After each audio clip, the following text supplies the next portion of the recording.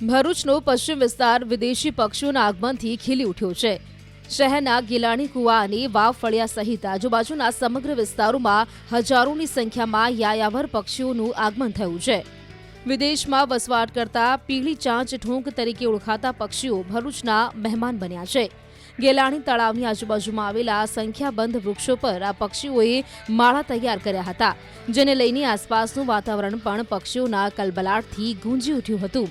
યાયાવર પક્ષીઓના આગમનને લઈને પર્યાવરણ પ્રેમીઓમાં ખુશીનો માહોલ જોવા મળ્યો હતો। ઉલ્લેખનીય છે કે ભરૂચનો પશ્ચિમ વિસ્તારમાં લીલોતરીનું પ્રમાણ વધુ છે। તળાવ નજીક મોટી સંખ્યામાં ઘટાદાર વૃક્ષો આવેલા હોવાથી વિદેશી પક્ષીઓ માટે અનુકૂળ માનવામાં આવે છે।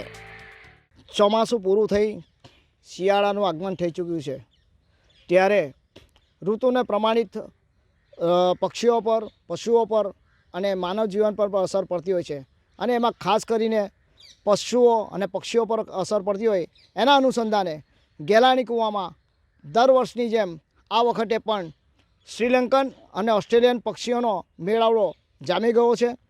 ભરૂચના પશ્ચિમ વિસ્તારમાં ગેલાણી કૂવા સ્થિત એક તળાવ આવેલું છે। એની આજુબાજુ જે ઝાડો છે એ આંબલીના ઝાડ છે, લીમડાના ઝાડ છે, અન્ય વૃક્ષો છે। એની પર ચોમાસાના જે બગલા પ્રજનન કરી અને બચ્ચા મોટા કરીને 4 મહિનાની ચોમાસાની સિઝન પૂરી કરી અને બીજા એક અન્ય જાતિના પક્ષીઓ ઉડી ગયા છે, ત્યારે કેબલ ધોક નામના શ્રીલંકન પક્ષીઓ લોક વાયકા મુજબ જાણવા મળ્યું છે કે એ પીળી ચાંચ મોટી અને મોટા શ્રામુખ જેવા કદ ધરાવતા આ પક્ષીઓ આવેલા છે।